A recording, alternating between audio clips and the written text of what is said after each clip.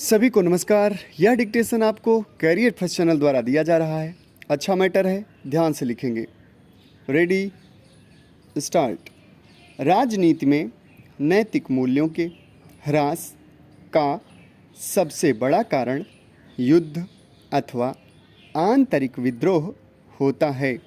कहा जाता है कि युद्ध के समय साध्य महत्वपूर्ण होता है, साधन नहीं।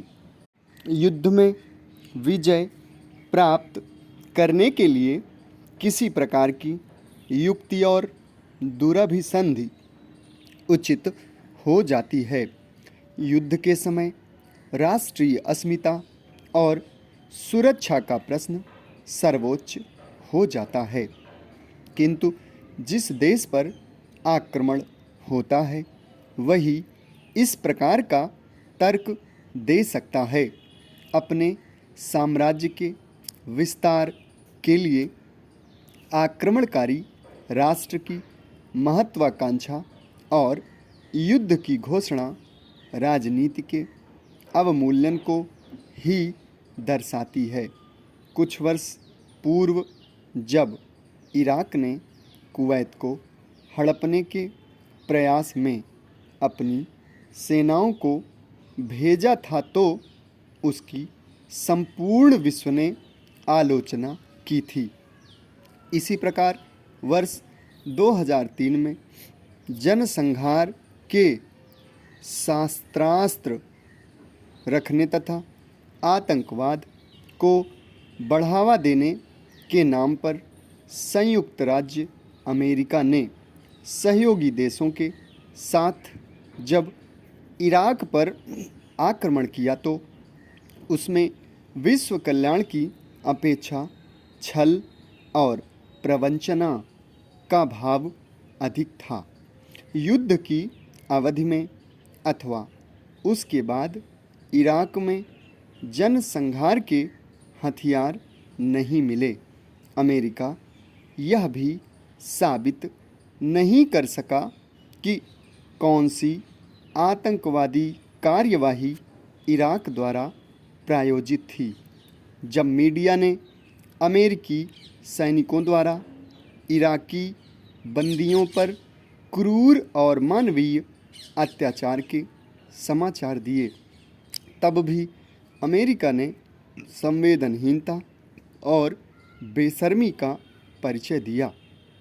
युद्ध की भांति आंतरिक विद्रोह के समय भी राजनीति नैतिकता को तिलांजलि दे देती है। विद्रोह करने वाले तथा विद्रोह को दबाने वाले दोनों क्रूरतम अमानवीय उपायों का सहारा लेते हैं। कुछ समय पूर्व नेपाल में महाराजा और उनके परिवार की जिस प्रकार जघन्य हत्या हुई वह दिल को दहला देने वाली थी।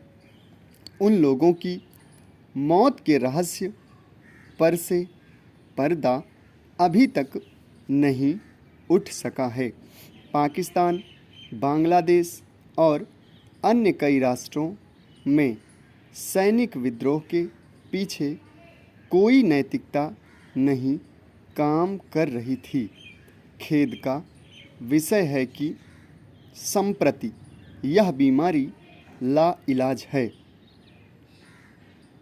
महाकवि तुलसीदास ने रामचरितमानस में लिखा है कि जो नरेश अपनी प्रजा को पुत्र के समान समझकर उसकी चतुर्मुखी उन्नति का प्रयत्न नहीं करता वह नरक का भागी होता है। लगभग इसी प्रकार की धारणा यूनान के नगर राज्यों में प्रचलित थी।